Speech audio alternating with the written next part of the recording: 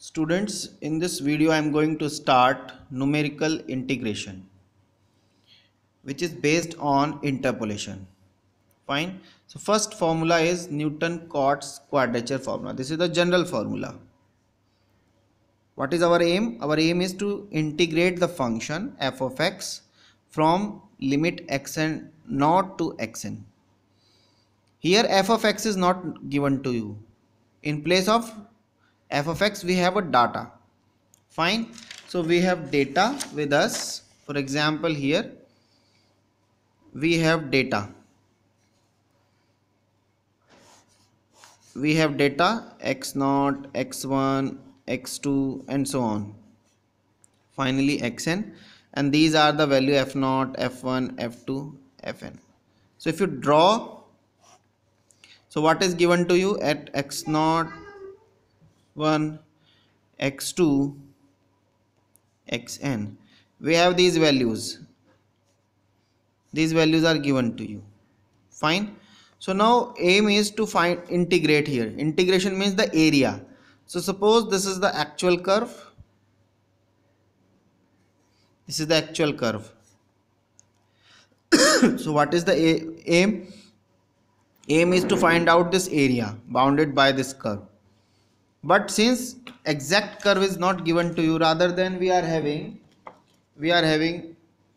approximate, we are having data only, so we will approximate this curve. For example, say this, satisfying the interpolating condition. Satisfying the interpolating condition, we will approximate the curve. Fine. So with the help of say phi x. However, the blue curve is the exact one, which is f of x. This is true curve. This is the approximated curve. Fine. And you will see that this will create some error due to this part, due to this part, due to this part. So we can, these are the error. Because when you are integrating with this, so here what is our target? Our target is to find out x0 to xn f of x dx. But since we don't have f of x, so in place of this we will use x0 to xn phi of x d of x, approximately equal to this. So obviously we are adding this part, additional parts, they will create the error. This part they will create the error. Fine. So we are integrating this. So that's why error is also a very important factor in this. So let us see. Now to find out f of x, generally we use Newton's Gregory forward difference formula. So let us see how to. So suppose this is the, so this phenomena is shown here. Fine. So here we have taken the approximated curve Pn. In place of phi n we have replaced this by Pn. Fine. So now xn to xn is divided into n number of parts. This distance from here to here is divided into n parts. So what will be h? H will be xn minus x0 by h. Fine. Equal parts. So this will be the data x0 f of x0 plus h, x0 plus 2h, x0 plus nh is equals to xn, and this is the data f of x0, f of x0 plus h, f of x0 plus 2h, f of x0 plus nh. So what is our aim? Our aim is to integrate x0 to xn, but xn is what? x0 plus nh. So this is x0 plus nh f of x dx. Fine. So now just take x equal to x0 plus rh, where r varies from 0 to n. So when you put r is equal to 0, you will get first term. Put r is equal to 1 here, so you will get the next term, and so on. Last term will be n, so you will get x0 plus nh. So you will cover up all the range with this transformation. So now just differentiate this with respect to x. So dx is equal to, this is a constant, so 0. R is also r is a variable, h is, because r is a variable, h is fixed quantity. So this is nothing but dx is equal to h dr. Fine. So now integrating x naught to x naught plus nh f of x dx. Now here when x is x naught, r will be 0. When x is xn last term, then r will be n. So now limit x naught to x naught plus nh will be now r from 0 to n. F of x is x naught plus rh, h dr. Fine. Now h integral r from 0 to n. Now expand this with the help of Newton's Gregory forward formula. So what will be the formula? F of x naught plus r forward difference delta x naught plus r into r minus 1 divided by factorial 2. Second derivative f of x naught plus r into r minus 1 into r minus 2 factorial 3. Third derivative and so on dr. Just integrate each term with respect to r and then substitute the limit r from 0 to n. So finally h, now integrate this, so r f of x naught plus integrate this with respect to r, so r square by 2 del f of x naught plus 1 by 2 integrate this, so r 3 by 3 minus r square by 2 delta 2 f of x naught and so on. Put substitute the limit 0 to n, so finally we get this, and then finally the formula is this. This is called as, just take n common from here, so we will get nh plus this bracket quantity. This is nothing but the Newton-Cotes quadrature formula. Newton-Cotes quadrature formula. Fine. This is represented by star. Now here, depending upon number of partitions, we are having different formulae. If you are taking one partition, n is equal to 1, we are getting trapezoidal rule. If you put n is equal to 2, that means you are taking here n equal to 1 means what? N is equal to 1 means what? N is equal to 1 means we are taking only two data points, x0 and say x1. So we can fit a polynomial, that means a line here. So here we are taking actually a line. Similarly here n is 2. N is 2 means we are taking three data points, that means two partition. This is one partition. One partition implies 2 points. Now you are taking two partitions. So here you are taking two partitions at a time. That means you are actually taking, this is partition 1, partition number 2. So that's why you are taking actually a quadratic curve.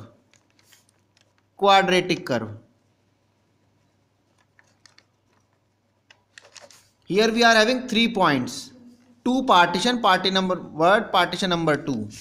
So n is 2. So here we are having line. Here we have quadratic curve,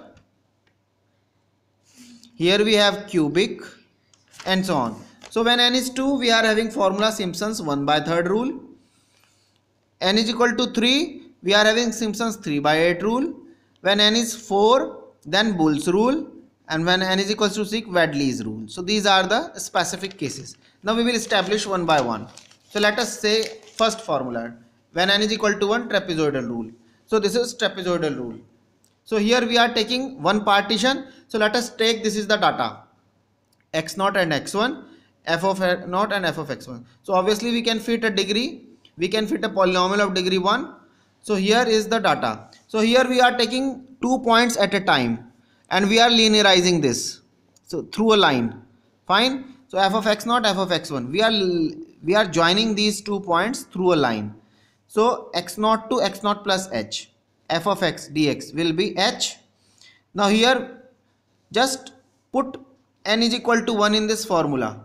So what we will get, h f of x0 plus n is 1. So 1/2 delta f of x0, and we will not take this and this because these are the higher order derivatives. And here we have only one. So if you construct the table, what you will get? If you construct the table, Newton's, so here is x, here is f, here we have only x0 and x1, f0 and f1. So first find out the difference, so you will get only delta f0. So that's why we will take only these two. Fine. So now h/2, this is equals to, what is the value of this? The value of this will be nothing but f of x1. This is h f of x0 plus 1/2 delta f of x0. Now substitute the value of this delta. This is nothing but f of x naught plus 1 by 2. This is f of x1 minus f of x naught. Take 1 by 2 common, so h by 2. Twice of f of x naught plus f of x1 minus f of x naught. So we get this formula after simplification. Average of these 2 points, multiply by h. Similarly, if you are taking the next interval, then h by 2 f of x1 plus f of x2. Similarly, for the next interval, and this will be the last interval, last part, f of xn minus 1 plus f of xn multiply by h by 2. Now when you are adding these, ultimately you will cover up the area from here to here. So just add these. So you are adding these. So ultimately formula is this: h by 2 f of f naught plus f of 1 plus h by 2 f1 plus f2, h by 2 f of n minus 1 plus fn. Just take these two. So you will see that f of f naught and last term, they are here, and rest terms are twice, f1 f1, f2 f2 and so on. So they were twice of f of x1, f of x2, f of x. This is actually the trapezoidal rule. And here important point is that in trapezoidal rule we are using linear approximation. Fine. Now what will be the error? Error is just like there. What will be the error? This quantity. So now to find out this error, truncation error, we will utilize the actual trapezoidal formula and Taylor's series. So here f of x is, just to find out the error, f of x. What is f of x? Just add and subtract x naught. So f of x naught plus x minus x naught. Adding and subtracting x naught here. So now again expand this with the help of Taylor series. So this is about x naught. So f of x naught plus this can be x minus x naught, can be considered as h. So this is your h, x minus x naught, first derivative at x naught, plus x minus x naught whole square by factorial 2, second derivative at x naught, plus and so on. This is equation number 1. This is from the Taylor series. Fine. Now we will substitute this f of x in the actual formula, then get the expression, and then finally substitute this in the trapezoidal formula, and then we will take the difference. This will give you the error. So here we are taking the first part, x0 to x1 f of x dx. Put f of x here from this equation number 1, Taylor series. Then integrate this with limit x0 to x1, and finally after substituting the values, what is x1? X1 is nothing but x0 plus h. Here x1 is nothing but x0 plus h.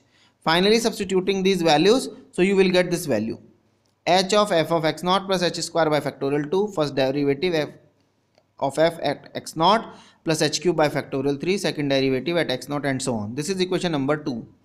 Fine. Now we will substitute this. So we have substituted this in the actual formula. Now we will substitute this in the trapezoidal rule. For the first partition, what is the value?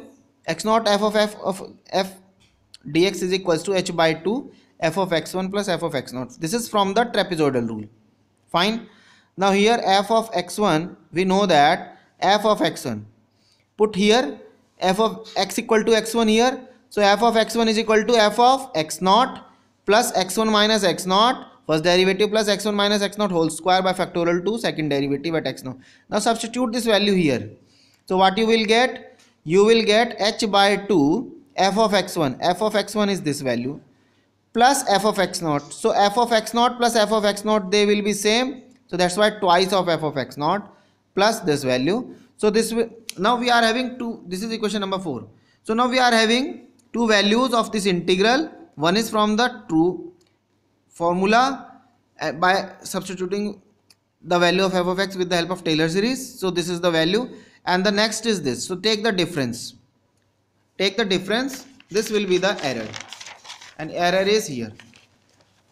So error in the first integral from x0 to x1 is this.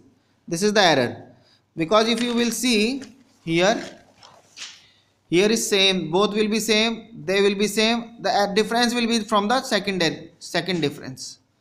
So that's why error will be of second order. Error will be of second order. So after solving this, we are getting this. Error will be of second order. Fine. Now error will be error will be a third order because h cube.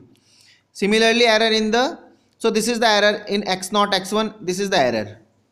Similarly, error in x1 x2 is, here is x0, here is x1. Similarly, error in the last interval is here is f of x1. Take the sum. So this will be the total error. So this is will be the total error, and if you replacing the value this by particular, take the magnitude. So this is, suppose m is the maximum of magnitude of this. So suppose m is the maximum, so you can replace each quantity by m. So m plus m plus m plus m, how many times? N times. So n h raised to the power 3 m by 12. What is h? H is nothing but the, for the interval AB, what will be h? B minus a divided by n, total number of partitions n. So just put it here. So this is the total error in trapezoidal, which is of order h square finally, because here we have nh is represented here by b minus a. So ultimately the total error is h square, that means second order. Fine. So in trapezoidal rule we are having error of the second order. Now in the next video we will discuss about the Simpson 1/3 rule and Simpson 3/8 rule. Fine. Thank you.